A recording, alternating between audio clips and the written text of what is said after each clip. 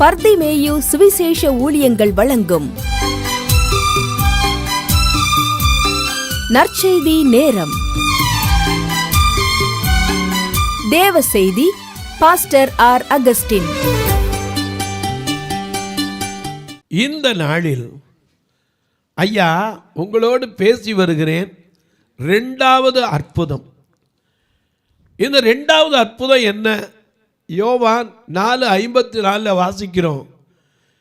இதே கலிலேயாவில் உள்ள கானா ஊரில் இயேசு மறுபடியும் வந்து செய்த அற்புதம் தான் ரெண்டாவது அற்புதம். முதல் அற்புதம் உங்கள் எல்லாருக்கும் தெரியும். ஏன்னா தெரியாதவங்க யாருமே இருக்க முடியாது. எப்படியாவது இந்த கதையாவது சொல்லியிருப்பாங்க.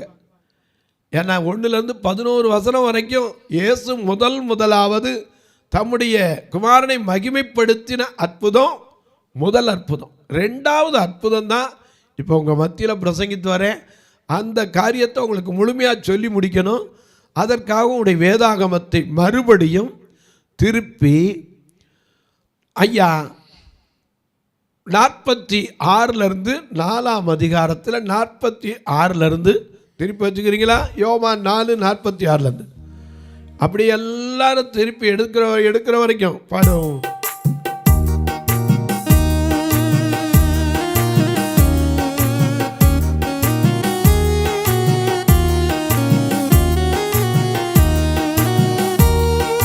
கட்டிப்பிடித்தே உந்தன் பாதத்தை கண்ணீரால் நனைக்கிறேன் கர்த்தாவே.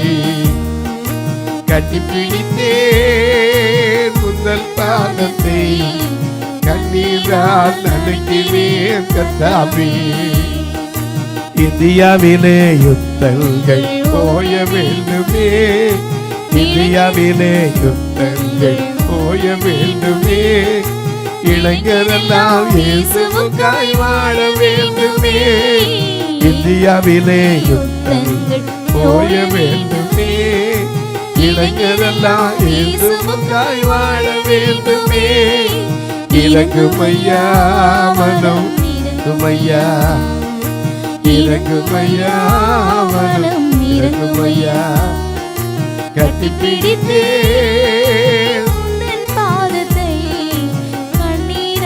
நனைக்கிறேன் கர்த்தாவே.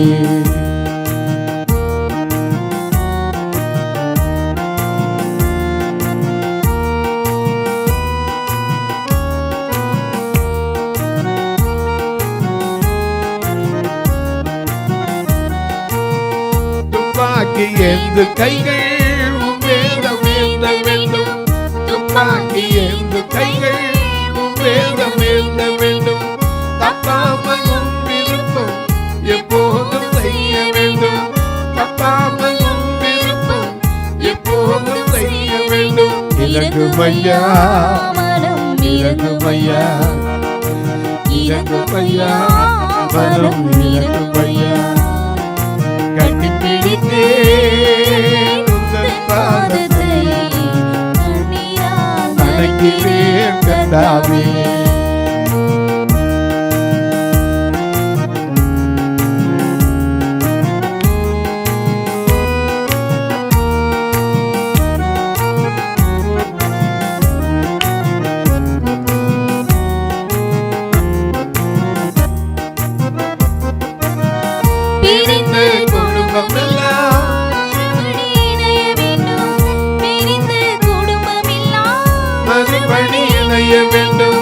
பெற்றோரின் கண்ணீரெல்லாம் கழிப்பாய் மாற வேண்டும்.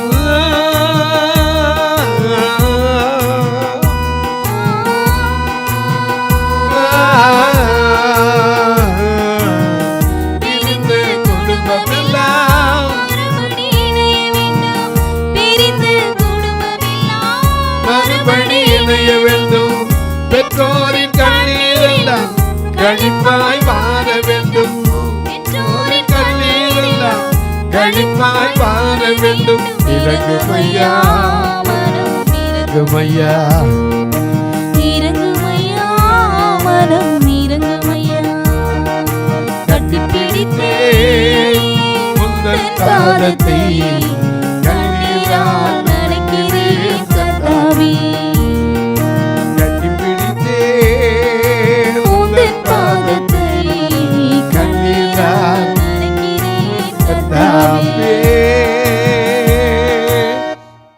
எல்லாம் எடுத்திருப்பீங்க. யோவான் 4:46 திரும்ப வாசிங்க பார்க்கலாம். இயேசு பின்பு இயேசு தாம் தண்ணீரை திராட்சரசமாக மாற்றின கலிலேயாவில் உள்ள கானாவூருக்கு மறுபடியும் வந்தார். அப்பொழுது ஐயா நாம எதிர்பார்க்கிறது அவர் மறுபடியும் வருவார். ஆமென். ஆனா வந்தார். அன்னைக்கு இருக்கும்போது இந்த உலகத்தோடு கடந்து போகும்போது கூட சொல்லிட்டு போனாரு, அண்ணாந்து பார்த்து கொண்டிருக்கிற கலிலேயராகிய மனுஷரே, நீங்கள் ஏன் வானத்தையே அண்ணாந்து பார்த்துக்கிறீங்க? உங்களிடத்திலிருந்து எப்படி இயேசு வானத்திற்கு ஏறி போனாரோ அந்த இயேசு அப்படியே திரும்ப வருவார். ஏன்னா அவர் அற்புதத்தின் தேவன். எனக்கு அன்பானவர்களே, அன்றைக்கு மறுபடியும் வந்து காட்டினார். வருகைக்கு அடையாளமாக கூட அதை சொல்லியிருக்கலாம். ஏன்னா அந்த 2ஆம் முறை அந்த கானாவூருக்கு வர்றார். அப்போ கப்பர்நாகும்ல இருக்கிற ஒரு மனுஷன். ஏன்னா கப்பர்நாகும்னா உங்களுக்கு என்னன்னு சொன்னேன், கலிலேயானா என்னன்னு சொன்னேன், அதே போல கானாவூர்னா என்னன்னு சொன்னேன். ஐயோன்ற அனுபவத்துக்கு பல காரியத்தை உங்களுக்கு சொன்னேன். வியாதி ஒரு மனுஷனுக்கு, அதுக்கும் சொன்னேன். எத்தனை விதமான வியாதி இருக்கு, எத்தனை லட்சக்கணக்கான ஆயிரக்கணக்கான டிசைனாக வியாதி இருக்கு. சிலருக்கு காற்று ஓங்கி அடித்தா கூட ஒத்துக்கிறாது, சிலருக்கு காற்றுலாட்டா ஒத்துக்கிறாது, மூச்சு திணறல் வந்துடும். சிலர் உட்கார்ந்தா எந்திரிக்க முடியாது, சிலருக்கு நடக்கணும், சிலருக்கு நடக்கக்கூடாது, சிலருக்கு காலையில் எந்திரிச்சோடனே பேக் பெயின், எதுல சாஞ்சா தான் உட்கார முடியும். இன்னைக்கு கேட்டீங்கன்னா டாக்டரை போய் செக்அப் பண்ணிங்கன்னா எப்போ இவ்வளவு வியாதி இருக்காம்மா. ஆனால் இத்தனை வியாதி இருந்தும் நாம் இன்னைக்கு நடக்கிறோமே, அதுக்கு காரணம் என்ன? கிருபை. நம்முடைய அவர் தாமே நம்முடைய பலவீனங்களை ஏற்றுக்கொண்டு. ஏசாயா என்ன வாசனம்? 53:5. அவர் நம்முடைய மெய்யாகவே அவர் நம்முடைய பாடுகளை ஏற்றுக்கொண்டு நம்முடைய துக்கங்களை சுமந்தார். நாமோ அவர் தேவனால் அடிபட்டு சிறுமைப்பட்டவர் என்று எண்ணினோம். நம்முடைய மீறுதல்களின் நிமித்தம் அவர் காயப்பட்டார், நம்முடைய அக்கிரமங்களின் நிமித்தம் அவர் நொறுக்கப்பட்டார். நமக்கு சமாதானத்தை உண்டு பண்ணும் ஆக்கினை அவர் மேல் வந்தது, அவருடைய தழும்புகளால் குணமாகிறோம். அதனால தானே பாடுறோம், எங்களுக்கு சமாதானம் உண்டு பண்ணும் தண்டனையும் உன்மேலே விழுந்ததையா. எங்களுக்கு சமாதானம் உண்டு பண்ணும் தண்டனையும் உன்மேலே விழுந்ததையா. ஐயா உன்மேலே விழுந்ததையா. நீ நல்லவர், சர்வ வல்லவர், நீ நல்லவர், சர்வ வல்லவர், உம் இரக்கத்திற்கு முடிவே இல்லை, உங்க அன்பிற்கு அளவே இல்லை, உங்க இரக்கத்திற்கு முடிவே இல்லை, உம் அன்பிற்கு அளவே இல்லை. அவை காலை தோறும் இருக்கும், அவை காலை தோறும் புதிதாயிருக்கும். மலருக்கும் தெய்வமே ஏசையா, உம்மை மனதார துதிப்பேன், ஸ்தோத்திரிப்பேன். தெய்வமே ஏசையா, மனதார துதிப்பேன், ஸ்தோத்திரிப்பேன். மெய்யாக எங்களது பாடுகளை ஏற்றுக்கொண்டு துக்கங்களை சுமந்து கொண்டீர்.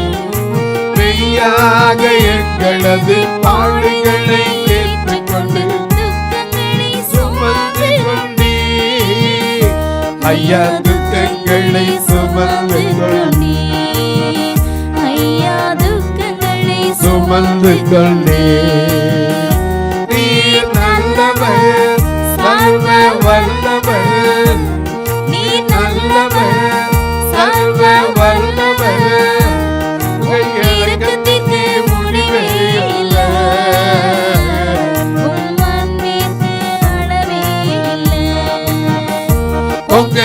இரக்கத்துக்கு முடிவே இல்லை, உங்க அன்பிற்கு இல்லை.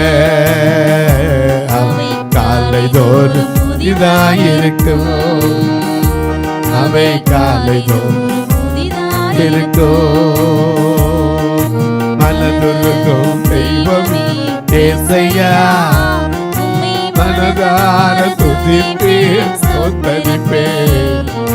மனதுருகும் தெய்வமே ஏசையா, உம்மை மனதார துதிப்பேன் ஸ்தோத்தரிப்பேன். ஐயா அம்மா, மனதுருகும் தெய்வம் எப்பேற்பட்ட மனுஷன் வந்து கேட்டாலும் சரி மனம் இறங்குவார். இந்த மனுஷன் அங்கேருந்து வாரான், கப்பர்நாகுல ஐயோங்கிற அனுபவத்திலிருந்து அவன் முதலாவது அற்புதத்தை செய்ய தண்ணீரை திராட்சரசமாக்கின அந்த கலிலேயாவில் உள்ள கானாவூருக்கு வந்திருக்கிறான்னு கேள்விப்பட்ட உடனே அவர் வந்திருக்கிறாரா, நான் போவேன், என் பிள்ளைக்கு அங்கே மட்டும்தான் சுகம் கிடைக்கும், அவரால் தான் கொடுக்க முடியும். முழு உள்ளத்தோடு முழு விசுவாசத்தோடு அவரிடத்தில் வந்தான். வாசிங்க திரும்ப 47ஆம் வசனத்தை பாருங்க. யோவான் 4:47 வசனம். இயேசு யூதேயாவிலிருந்து கலிலேயாவுக்கு வந்தார் என்று அந்த மனுஷன் கேள்விப்பட்ட போது அவரிடத்திற்கு போய் தன் மகள் மரண அவஸ்தையாய் இருக்கிறான் என்பதை அவனை குணமாக்கும்படிக்கு வர வேண்டும் என்று அவரை வேண்டிக் கொண்டான். இயேசு சில நேரத்தை கையை வச்சு குணமாக்குவார், வார்த்தை அனுப்பி குணமாக்குவார். ஏன் அது மட்டுமல்ல, மார்க்கு 16:18 வாசிக்கிறோம், கைகளை வியாதிஸ்தர் மேல கைகளை வைப்பார்கள், அவர்கள் என்ன செய்வாங்க, குணமாவாங்க. இப்படிப்பட்ட கூட்டங்களில் சிலர் வந்து கையில் வைக்க சொன்னாங்களே, எதுக்கு? அந்த கையில் ஒன்றும் கிடையாது. தினகரன் சொல்லுவார், இந்த மாம்சமான கரத்தில் அந்த மண்ணான கையில் உங்கள் ஆணி பாய்ந்த கரம் வைக்கட்டும், அந்த வல்லமை இறங்கட்டும் பார். எனக்கு அன்பானுடைய நம்ம கையில் என்ன இருக்குது? ஒன்றும் கிடையாது. ஆனால் அந்த கையோட கை அவர் பிடிச்சிருக்காருல, பயப்படாதே உன் வலது கரத்தை பிடித்து கொண்டு நான் உனக்கு துணை நிற்கிறேன். அந்த கையோட நம்ம கை இருக்குமானால் அற்புதம் இறங்கி வரும். இவனுக்கு தெரியும். போய் அவர்கிட்ட கேட்குறான், ஐயா என் மகன் மரண வேதனைப்படுகிறான், நீங்கள் வந்து என்ன செய்யணும், குணமாக்கணும்னு வேண்டிக் கொள்வதற்கு அங்கே வந்திருந்தான். வாசிங்க 48ஆம் வசனத்தை திரும்ப. அதே அப்பொழுது இயேசு அவனை நோக்கி நீங்கள் அடையாளங்களையும் அற்புதங்களையும் காணாவிட்டால் விசுவாசிக்க மாட்டீர்கள். நிறைய பேருக்கு அதான், எனக்கு அங்க நடக்கட்டும் பார்க்கிறேன், முதல்ல நீ தேடு. ஏன்னா நீ தேடினாத்தான் அவர் வருவார், தென்படுவார். இன்னைக்கு எத்தனையோ பேர் எங்கெங்கேயோ தேடுறான். இன்னைக்கு சிலர் தாடி முடியை வளர்த்து தேடுறான், சிலர் தன்னை வருத்திக்கிட்டு தேடுறான், சிலர் நடையா போய் இறைவனை தேடுறான். ஆனால் உன்னை என்னை தேடி மனுவுரு கொண்டு இந்த பூமிக்கு வந்தாரே இல்லையா? என்னை தேடி இயேசு வந்தார் எந்த வாழ்வை மாற்றுவதற்காக. அதனால்தான் என்னை தேடி வந்தார். தேடி வந்த தெய்வம் இல்லையா? தேடி வந்த தெய்வம் இயேசு, தேடி வந்த தெய்வம் இயேசு, என்னை தேடி வந்த தெய்வம் இயேசு. பாடுகளை அனுபவித்து வரவில்லை சேர்வதற்கு தேடி வந்த தெய்வம் இயேசு, என்னை தேடி வந்த தெய்வம் இயேசு. வாடி நின்று என்னையே வாழ வைத்திட தேடி வந்த தெய்வம் இயேசு. வாடி நின்று என்னையே வாழ வைத்திட தேடி வந்த தெய்வம் இயேசு. வாடி நின்ற உன்னை என்னை வாழ வைப்பதற்கு வந்திருக்கிறார். ஆனால் அவர்கிட்ட வந்தவன் அடையாளங்கள் அற்புதங்களை கண்டால் ஒளி என்ன செய்ய மாட்டீங்க. திரும்ப அதை வாசிங்க. நீ அப்பொழுது இயேசு அவனை நோக்கி, நீங்கள் அடையாளங்களையும் அற்புதங்களையும் காணாவிட்டால் விசுவாசிக்க மாட்டீர்கள் என்றார். விசுவாசிக்க மாட்டீர்கள் என்றார். 49. அதற்கு ராஜாவின் மனுஷன் ஆண்டவரே என் பிள்ளை சாகிறதற்கு முன்னே வர வேண்டும் கொஞ்சம் வர்றதுக்கு காலம் தாமிக்குது. அற்புதத்தையும் கேட்கல, அடையாளத்தையும் கேட்கல. நீங்க கொஞ்சம் தயவு செய்து சாகிறதுக்கு முன்னாடியாவது வர முடியுமா? வந்துடணும் கெஞ்சினா. அவர் சொன்னாரு, இப்ப விசுவாசம் வந்துருச்சா, நீ போகலாம். 49 வசனத்துல என்ன சொல்றாரு? நீ போகலாம், சாகிறதுக்கு முன்னாடி வரணும்னு. 50 வசனத்துல அவர் என்ன சொல்றாரு? இயேசு அவனை நோக்கி, நீ போகலாம், உன் குமாரன் பிழைத்திருக்கிறான் என்றார். அதை உறுதிப்படுத்த இவன் அதை நம்பி போனான். இன்னைக்கும் சொல்றேன், இந்த தொலைக்காட்சி முன்னாடி நம்பி உட்கார்ந்துருக்கீங்களே, உங்களுக்கு நீதிமொழிகள் 23:18 படி, நீதிமொழிகள் 23:18 என்ன சொல்லுது? நிச்சயமாக முடிவு உண்டு, உன் நம்பிக்கை வீண் போகாது. மறந்துடாதீங்க, இந்த வசனம்லாம் மனசுல அப்படியே வச்சிருக்கணும். நிச்சயமாக நீங்க உட்கார்ந்து நோக்கி பார்க்கிற ஒருவர் உங்களுக்கு எனக்கும் சொல்றார், உன் நம்பிக்கை வீண் போக. அன்னைக்கு தேடி வந்த யாருக்காவது வீண் போச்சா? ஒரு தகப்பன் தன் மகனுக்காக தேடி வந்தான், ஒரு தாய் தன் பிள்ளைக்காக தேடி வந்தான். குஷ்டரோகி 10 பேர் யாரை தேடி வந்தான்? இயேசுவை தேடி வந்தான். அவங்களுக்கு சொன்னாரு, நீங்க போய் ஒன்றும் செய்ய வேண்டாம், என்ன செய்யுங்க, ஆசாரியரிடத்துல காண்பீங்க. போகிற வழியிலே என்ன செஞ்சுட்டான்? அத்தனை பேர் சுகமாயிட்டான். அதான் உன் விசுவாசம் உன்னை ரட்சித்தது. ஒரு கண்ணுதிரான்னு சொன்னார், உன் விசுவாசம் உன்னை ரட்சித்தது. ஏன்னா கூப்பிடுன்னு சொல்லியிருக்கேன், என்னை கூப்பிட்ட எல்லாரும் அதட்டினாலும் கேட்காம கூப்பிட்ட, மறுபடி சத்தமிட்டு கூப்பிட்ட, நான் உனக்கு என்ன செய்யணும்? பார்வை அடையணும். ஓகே, பார்வை அடை. அடுத்த நிமிஷமே அவன் தேவனை மகிமைப்படுத்தி கொண்டு சென்றான். பார்த்த அநேகர் ஆச்சரியத்தால தேவன் என்ன செய்தாங்க? அவருடைய நாமத்தை மகிமைப்படுத்தினார். இன்றைக்கு சொல்றேன், உனக்கு இருக்கிற அந்த கலிலேயாவுக்கு, அந்த பயணத்திற்கு நீ ஆண்டவரோடு வந்திருக்கிறாய். கானாவூர் அந்த நாணல் போன்ற அப்பப்போ வர்ற நம்பிக்கை, அவிசுவாசம், இதை தள்ளிருங்க. நேரத்துக்கு தக்க வர நம்பிக்கையெல்லாம் தள்ளிட்டு திடம் மனதாயிரு. வாராவினை வந்தாலும் சோராதே மனமே, வல்ல கிறிஸ்துனக்கு நல்ல தாரகமே. வாராவினை வந்தாலும் சோராதே மனமே, வாராவினை வந்தாலும் சோராதே மனமே, வல்ல கிறிஸ்துனக்கு நல்ல தாரகமே, வல்ல கிறிஸ்துனக்கு தாரகமே. அலகை சகித்து மீது வலை வீசினாலும், அலகை சகித்து மீது அஞ்சாதே, இயேசு பாதம் தஞ்சம் விடாதே, அஞ்சாதே தஞ்சம் விடாதே. வாராவினை வந்தாலும் சோராதே மனமே, வல்ல கிறிஸ்துனக்கு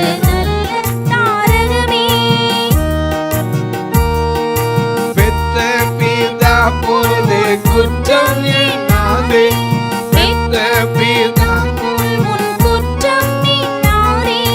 பிள்ளையாயினும் அவர் தள்ளி விடாதே, பிள்ளையாயினும் அவர் தன்னோயில் ஈர்த்திட்ட எம்நேசுநாதர், தன்னோயில் ஈர்த்திட்ட எம்நேசுநாதர், தள்ளுவாரோ அன்பு கொள்ளுவார் மீது, தள்ளுவாரோ அன்பு கொள்ளுவார் மீது. வாராவினை வந்தாலும் சோராதே மனமே, வல்ல கிறிஸ்துனக்கு தாரகமே. வாராவினை வந்தாலும் சோர்ந்திராத, என்ன வல்ல கிறிஸ்து ஒருவர் இருக்கிறார். உனக்கு எத்தனை பிரச்சனை வந்தாலும் இந்த கானா ஒரு அற்புதத்துக்கு, உன் கப்பர்நாகும் அனுபவத்தை விட்டு ஒருவேளை ஜனங்க சொல்லியிருக்கேன், இனிமேல் உன் வாழ்க்கையில் அவ்வளோதான்ப்பா, இனிமேல் வாய்ப்பே இல்லை, வழியெல்லாம் ஆண்டவர் சொல்றார், so many, அவ்வளோதான், வழிகள் உண்டு, இனிமேல் வழியை அடைக்கப்பட்டுச்சு பாரு. ஐ ஓப்பன் மெனி டோர்ஸ், அநேக கதவுகளை. 1 கொரிந்தியர் 16:9 வாசிக்கிறோம், இங்கே எனக்கு பெரிதும் அனுகூலமான கதவு திறக்கப்பட்டிருக்கிறது, ஆனால் அதே இடத்துல விரோதம் செய்கிறவர்களும் அநேகர் இருக்கிறார்கள். அப்படிப்பட்ட இடத்துல கர்த்தர் உனக்கு அற்புதத்தை செய்வார். அநேக நேரங்கள் அது விளங்குறது இல்லை. கலிலேயாவுக்கு வந்துட்டா, அந்த கலிலேயா இயேசு உயிர்த்தெழுந்து கலிலேயாவுக்கு போகிறார் அப்படின்னு சொல்லப்பட்ட இடம். அந்த கலிலேயாவில் தான் ஐயா அந்த பெத்தானியா மட்டும் அழைத்து வந்து ஆசீர்வதிக்கப்பட்ட இடம். அந்த கானா ஊரில் முதல்ல மகிமைப்பட்ட அதே இடத்துல திரும்பவும் ஒருத்தருக்கு சொல்கிறாரு, அடையாளத்தை அற்புதத்தை கண்டாத்தானப்பா நீங்கள் நம்புவீங்க. இல்லாண்டவரே, என் மகன் சாகிறதுக்குள்ளேயாவது வந்து நீங்கள் சுகமாக்கணும்னா, உடனே சொன்னார், நான் வர வேண்டியதில்லைப்பா, என் வார்த்தை போதும், என் வார்த்தை போதும், நீ போகலாம், அவ்வளோதான். அங்கே போகிறான், வெளியே போகும்போதே ஒருத்தர் எதிர்க்க வந்து சொல்லிட்டான், உன் பிள்ளை பழச்சிருக்கிறான் ஐயா. இவன் கேட்குற, எத்தனை மணிக்கு பழச்சாயா? 7 மணி நேரத்தில், நேற்று 7 மணி நேரத்தில். அப்போ தான் அவன் யோசிச்சு பார்க்குறான், அந்த நேரம் நம்ம எங்கே நின்னோம்? இயேசுவிட்ட கதறி நின்னோம். ஓ, அவர் குணமாக்கினார். எனக்கு அன்பானவர்களே, இன்றைக்கு சொல்லுவேன், நீ விசுவாசித்தால், நீ விசுவாசித்தால், யாரா இருந்தாலும் சரி, இயேசு என் தீராத வேதனையை தீர்ப்பான்னு விசாரிச்சேன்னா நிச்சயமாக விசுவாசி. ஒரு காரியத்தை சொல்ல போகிறேன். ஒரு ஊழியக்காரன், பேர் சொல்லக்கூடாது, ஏன்னா அவங்க பேர் சொன்னால் ஒரு வேளை தப்பாக போயிடும். யார் பேரையும் ஊரையோ பிரஸ்தாவத்தை சொல்லக்கூடாது. நான் கேட்ட சாட்சி, அதைத்தான் சொல்லி ஜெபிக்க போகிறேன். ஒரு விசுவாசி, அவருடைய குடும்பத்தில் திடீர்னு புருஷன் இறந்து விட்டார். மனைவியால் அக்செப்ட் பண்ணவே முடியலை, அவளால் ஏற்றுக்க முடியல. அவள் திரும்பி உயிர் தழுவான்னு நம்பிக்கையில் எம்பாவிங் பண்ணியிருந்தா. எம்பாவிங்னா என்னது? உள்ளே இருக்க ரத்தத்தெல்லாம் எடுத்துகிட்டு கெமிக்கலை என்ன செய்கிறது, உள்ளே செலுத்தியது, பாடி என்ன செய்யாது, கெட்டே போகாது. 3-4 நாளாச்சு அவளுக்கு அடக்கம் பண்ண மனசே வரல. ஒரு கூட்டம் நடந்து, ஒரு பிரசித்தி பெற்ற ஊழியர் அந்த இடத்துக்கு அவங்க தூக்கிட்டு போனாங்களாம். ஆனால் இவங்க போகிறக்குள்ள அவர் போயிட்டார். அந்த இடத்துல போய் வச்சு ஜெபம் பண்ண உடனே 4 நாள் கழித்து அவருடைய வார்த்தை, என்னை விசுவாசிக்கிற மரித்தாலும் பிழைப்பான்னு நிறைவேறிச்சான். அன்னைக்கு சாட்சியாக கேட்டேன். எனக்கு தெரியாது, நீங்கள் நேரம் பார்த்தீங்களான்னு கேட்காதீங்க, நான் கேட்டது தான் உங்களுக்கு சொல்கிறேன். இந்த சாட்சியை கேட்டேன், எனக்கு இப்போ ஆச்சரியப்பட்டேன். 4 நாள் கழித்தா. ஆமாம், லாசருவை எழுப்பினவர் மரித்து 4 நாள் ஆயிட்டு, நாரும் என்னாரே அந்த அற்புதத்தை செய்தவர் இன்றைக்கும் ஜீவிக்கிறார். தொலைக்காட்சியை பார்க்கிற என் அன்பு மக்களே, நிகழ்ச்சியை பார்க்குற நீங்கள் கேட்குறீங்க, பரவசம் அடைகிறீங்க, நல்லது. ஆனால் அதோடு விட்டுறாதீங்க. ஒரு வார்த்தை ஜெபம் பண்ணுங்க. எனக்காக ஜெபம் பண்ணுங்க, எங்களுடைய திருச்சபைக்காக ஜெபம் பண்ணிக்கிறீங்க. நானும் உங்களுக்காக எப்போது நினைப்பதுண்டு. ஏன்னா இந்த ஊழியத்தை நீங்கள் தான் நடத்துகிறீங்க, தேவன் உங்களை கொண்டு நடத்துகிறார். நான் ஆப்டால் எனக்கு பக்கத்தில் நிற்கிற ஆளே தெரியாது, கருப்பா சேப்பான்னு. நீங்கள் பேசாட்டா பெண்ணா ஆனான்னு தெரியாது. நீங்கள் கட்டியிருக்கிற உடை கருப்பா சேப்பா தெரியாது, உயரமாக குள்ளமாக எனக்கு தெரியாது, ஒல்லியா குண்டா தெரியாது. ஆனால் நான் ஆராதிக்கிற தேவன் வல்லவர், அது எனக்கு தெரியும். எனக்கு அன்பானவர்களே, நீங்கள் இந்த ஊழியத்திற்காக ஜெபிங்க. எத்தனையோ காரியம் பாதியில் இருக்குது. திருநெல்வேலி ஆலயத்தில் கண்ணீராக தங்கியிருக்காங்க, அவங்களுக்கு இடப்பற்றாக்குறை, இன்னொரு அறை கட்டணும், முடியலை. அதுபோல் மதுரையில் பெண்களை தங்க வச்சுருந்தோம். அந்த இடத்துல 2008 போட்ட ஓடு கிட்டத்தட்ட 16 வருஷம் ஆகி எல்லாம் போயிடுச்சு. இப்போ அந்த ஓடை சரி பண்ண முடியல. திருப்பி அதை உஷ்ணமும் அதை விட கூட, எப்படியாவது சென்ட்ரிங் போடணும். 6 லட்ச ரூபா அதுக்கு செலவு. நீங்களே வந்து போட்டு கொடுத்தா கூட எனக்கு சந்தோஷம், ஒன்றும் தப்பு இல்லை. வாங்க, பார்வையற்றவர் மரித்தா கூட சொந்தக்காரன் வரமாட்டான். இப்படிப்பட்ட காரியத்திற்கு உதவலாம். ஒரு நாள் உணவு கொடுக்க உதவலாம், உடை கொடுக்க உதவலாம், ஊன்றுகோல் கொடுக்க உதவலாம், பார்வையற்றோருடைய பிள்ளைகளுக்கு கல்விக்கு உதவலாம். வருஷத்துக்கு ஒரு திருமண காரியம் செய்வோம். இந்த வருஷத்திலே ஒரு திருமணத்திற்காக முயற்சித்து வருகிறோம். அதற்கு தேவைகளை கர்த்தர் சந்திக்க ஜெபித்துக் கொள்ளுங்க. ஒரு வீட்டிலேருந்து ஒரு பாத்திரம், ஒரு வீட்டிலேருந்து ஒரு பணம், ஒரு வீட்டிலேருந்து ஒரு திருமாங்கல்யம், ஒரு வீட்டிலேருந்து பெண்ணுக்கு ட்ரெஸ்ஸு, ஒரு வீட்டிலேருந்து பையனுக்கு ட்ரெஸ்ஸு, கடைசியில் காணா ஒரு கல்யாணம் நடக்கும். நானும் உங்களுக்காக ஜெபிக்கட்டுமா? அதுக்கு முன்னாடி சொல்லுவேன், எப்படி பிரதர் தொடர்பு கொள்ளன்னு கேட்பீங்க. இங்கே 2 நம்பர் உங்களுக்கு வந்துக்கிட்டே இருக்கும், அதில் தொடர்பு கொள்ளலாம். ஒருவேளை இல்லையா, நான் எங்கள் அக்கௌண்ட்டுக்கு வைக்கக்கூடிய வழி உண்டா? உண்டு. 84 388 52 500 8438852500 இந்த நம்பர்லேயும் நீங்கள் தொடர்பு கொண்டு எனக்கு அதில் அனுப்பிட்டு சொல்லுவீங்கன்னா ரசீது உங்களுக்கு அதுக்கு அனுப்பியப்போ அதை நீங்கள் கணக்குக்கு உபயோகப்படுத்தி கொள்ளலாம். இப்போ உங்களுக்கு ஜெபிக்கட்டுமா? நல்ல பிதாவே, நன்றியோடு துதிக்கிறோம் சுவாமி. கலிலேயாவில் உள்ள கானா ஊரில் செய்த 2வது அற்புதத்தை கேட்டோம். முதல் அற்புதத்தை விசுவாசிக்கிற நாங்கள் அதைவிட பெரிதான அற்புதத்தை செய்ய கானா ஊருக்கு மறுபடியும் வந்தவர் ஒவ்வொருவருக்கும் இப்போதும் 2ஆம் அற்புதத்தை செய்து மனதுக்கும் சரீரத்திற்கும் சுகத்தை தாங்க, ஆறுதலை அனுப்புங்க. இந்த ஊழியத்தை தாங்குகிற, ஜெபிக்கிற, கொடுக்கிற எல்லா மக்களையும் ஆசீர்வதிங்க. ஒவ்வொரு குடும்பத்திலும் கண்ணீர் மாறட்டும், கவலை மாறட்டும், கடன் பாரங்கள் மறையட்டும். பிறந்த நாளை, திருமண நாளை நினைவு கூறுகிற மக்களுக்கு இந்த வருஷம் ஆக்கினைகள் அகலட்டும், சத்துருக்கள் விலகட்டும். இஸ்ரவேலின் ராஜா நடுவிலிருந்து தீங்கை காணாதபடிக்கு வழி நடத்தும். வானத்திற்கும் பூமிக்கும் சகல அதிகாரம் கொண்ட இயேசு கிறிஸ்துவின் ஈடு இணையற்ற வல்லமையுள்ள நாமத்தில் ஜெபிக்கிறேன் நல்ல பிதாவே, ஆமென். சபை ஆராதனை ஞாயிறு காலை 10 மணி முதல் 12 மணி வரை. இடம் பர்திமேயு சுவிசேஷ ஆலயம், அன்னை சத்யா நகர், இளமனூர் அஞ்சல், சக்கிமங்கலம் வழி, மதுரை மாவட்டம். பின்கோட் 625201 மற்றும் பர்திமேயு சுவிசேஷ ஜெப வீடு, plot number 107, Eden garden, Muthur, Tirunelveli. Pin code 627011.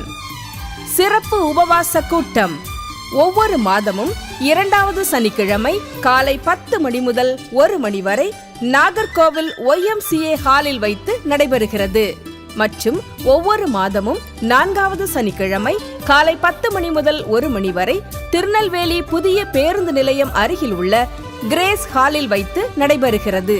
எங்கள் எல்லா ஆராதனைகளிலும் கலந்து கொண்டு தேவனை மகிமைப்படுத்த அன்பாய் அழைக்கிறோம்.